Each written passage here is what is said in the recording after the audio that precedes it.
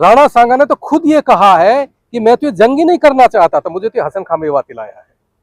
तो कहीं ना कहीं एक ये सवाल भी उठता है कि उस जंग से जो राणा सांगे बच के निकला, कहीं ऐसा तो नहीं है कि हसन खां मेवाती को मरने की कोई प्लानिंग थी, क्योंकि ये बात राणा सांगा भी जानता था कि अगर हसन खां मेवाती जिंदा रहा तो तुझे आसानी से राज भी नहीं करने देगा।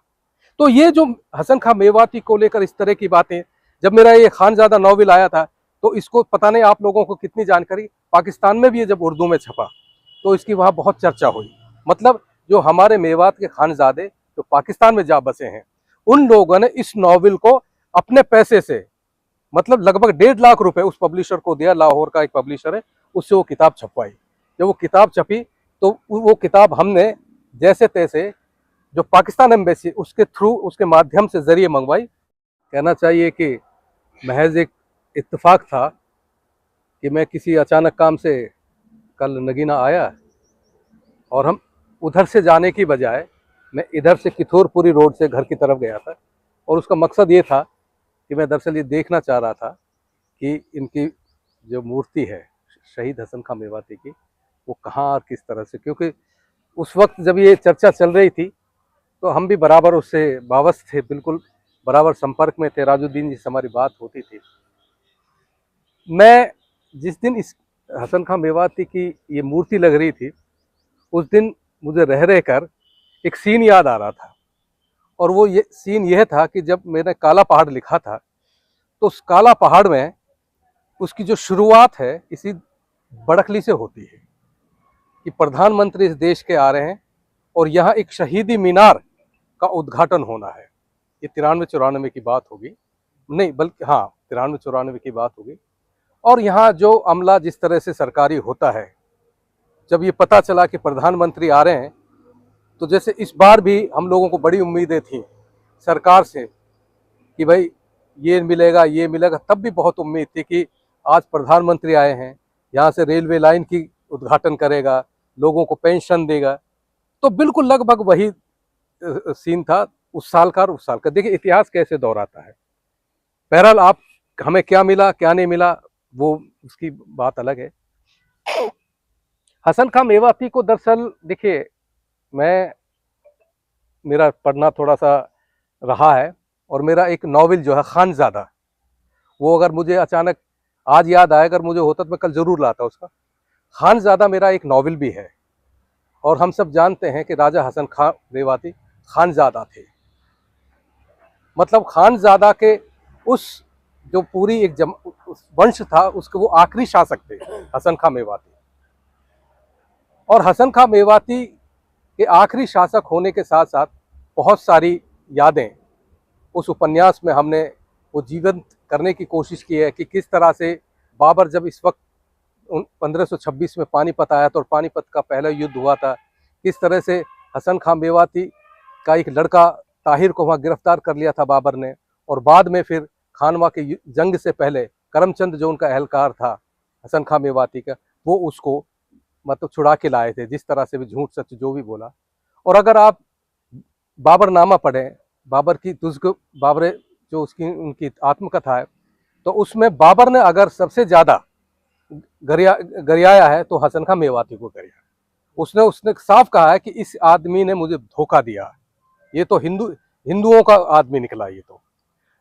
और उसके बाद जब 1527 की खानवा की जंग में जब वो शहीद हुए, तो हम बहुत सारे लोगों को ये नहीं पता है कि हसन खां मेवाती और इब्राहिम लोदी दोनों मौसेरे भाई थे, यानी उन दोनों की माएँ जो थी वो सगी बहनें थी। और इसी वजह से हसन खां मेवाती के पिता और उनका बेटा पानीपत का जो पहला युद्ध जिसको हम कहते हैं उसमें उन्होंने हिस्सा लिया था। और जब 1527 में दोबारा 1 साल के बाद खानवा की जंग हुई, और उस जंग में मैंने देखिए कई बार आज के समय में बहुत खतरे का काम होता है, मैंने अब उस नावल में भी ये इस्टेब्लिश करने की कोशिश की है, ये जताने की कोशिश की खुलेआम और फेसबुक पर भी कि दरअसल जो राणा सांगा का युद्ध बाबर से खानवा में हुआ था, और उस जंग में खानवा घायल होकर बच के जख्मी हो जाता है और वो बच के निकल जाता है, लेकिन उसी जंग में हसन खां मेवाती शहीद हो जाते। सवाल इस चीज का, एक मैं बार बार इस चीज को उठाया मैंने, कि उस जमाने की जो जंग होती थी, उस जंग में कोई जिंदा नहीं बचता था। उस जंग में या तो आदमी जीतता था या आदमी मारा जाता था। ये इतिहास रहा इस बात। तो सवाल इस चीज का है कि क्या हसन खां मेवाती को क्या राणा सांगा ने मरवाया? मैं इस बात को मैं पूरी उसके साथ में लिखता हूं, क्योंकि बाबर की और राणा सांगा की तो बहुत अच्छी दोस्ती थी, कोई अदावत नहीं थी। उनका तो समझौता हुआ था इब्राहिम लोधी के खिलाफ।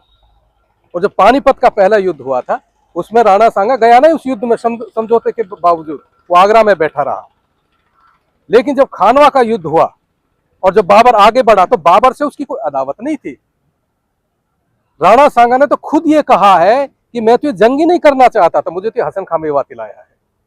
तो कहीं ना कहीं एक ये सवाल भी उठता है कि उस जंग से जो राणा सांगे बच के निकला, कहीं ऐसा तो नहीं है कि हसन खां मेवाती को मरने की कोई प्लानिंग थी?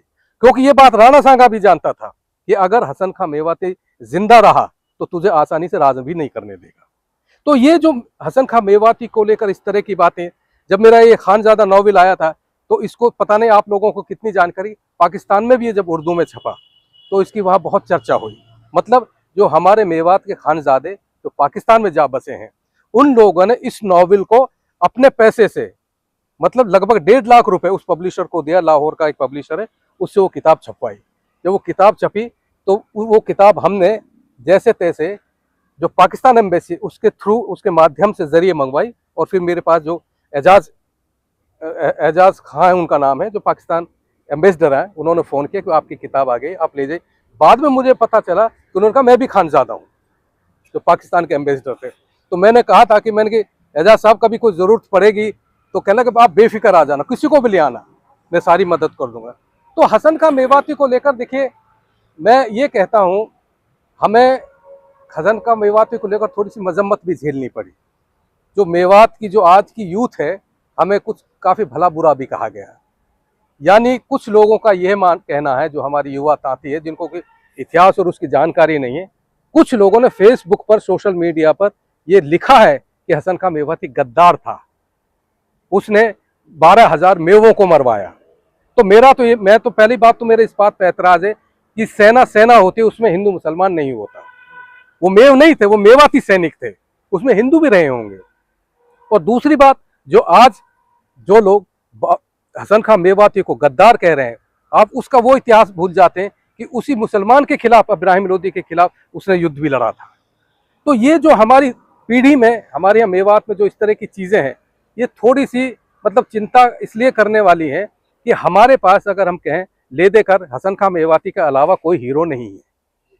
और जो आज ये, जैसे मैंने सबसे पहले आज ये फेसबुक पर चलाया, सोशल मीडिया, और मैं पिछली बार ही जब अभी ये घोषणा हुई थी हमारे कुछ एनजीओ जो हैं मेवात के, कि भाई मेवात में हम 15 मार्च को हम शहीदी दिवस वो मनाएंगे।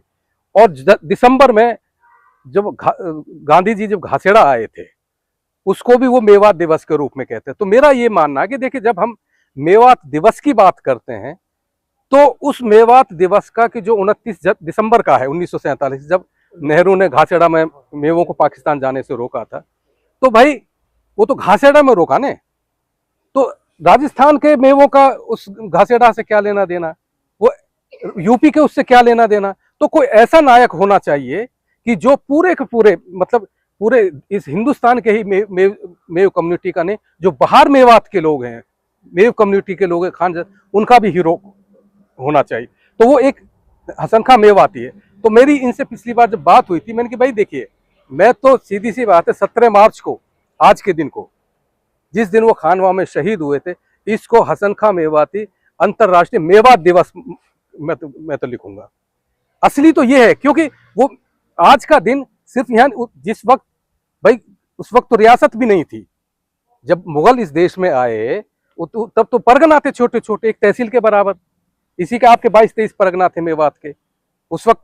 फिर रियासतें बनी, अकबर ने रियासतें बनवाई, फिर स्टेट बने। तो पहले तो ये पूरा का पूरा एक ही पट्टी थी मेवात। यानी अगर आप देखें तो नारनौल, महेंद्रगढ़, रेवाड़ी, अलवर, आपके राजगढ़, बयाना, भरतपुर, आगरा, ये दिल्ली, ये पूरी की पूरी पट्टी पहले मेवाती कहलाती थी। उसमें से कुछ जब स्टेट बने 1966 में, वो मतलब 60 से पहले, कुछ राजस्थान में चला गया, कुछ ब्रज में चला गया। तो इस तरह से मैं आज जब आया और जब मैंने ये पोस्ट की तो इनको मैंने ऐसे ही कहा कि मैं आज नगीना आया हूँ, तो इन्होंने कहा कि आप जाना मत। तो मुझे ये अच्छी बात ये है कि हालांकि 9 मार्च को भी मेरे पास इनविटेशन आया, जो खट्टर साहब के जो वो थे प्रेस एडवाइजर, उन्होंने कहा तो मैंने उसको कहा मैं भाई देखिए तरीका नहीं होता है, एक प्रोटोकॉल होता है। कहने ये कैसा होता है जी? मैंने कहा मैं आपको क्या बताऊं, आप प्रेस एडवाइजर हैं, आपको ये नहीं पता? भाई मैं एट द 11th मतलब आखिरी मौके पर कैसे आ जाऊं बगैर किसी योजना के? और दूसरी फिर यहाँ इतनी सारी लोग, तो उसमें मेरी क्या भूमिका होगी सिवाय भीड़ का उस तरह के? तो मैं इतना नहीं आ पाया था किसी भी वजह से।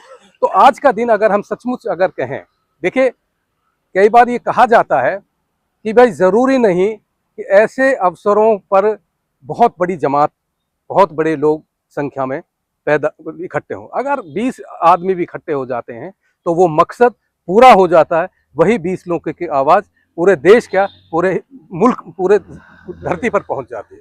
तो मुझे खुशी इस बात की है। और राजुद्दीन जी से भी मुझे एक अच्छी बात ये लगती है कि हमारे मेवात में देखिए एक ये मतलब हमारे नायक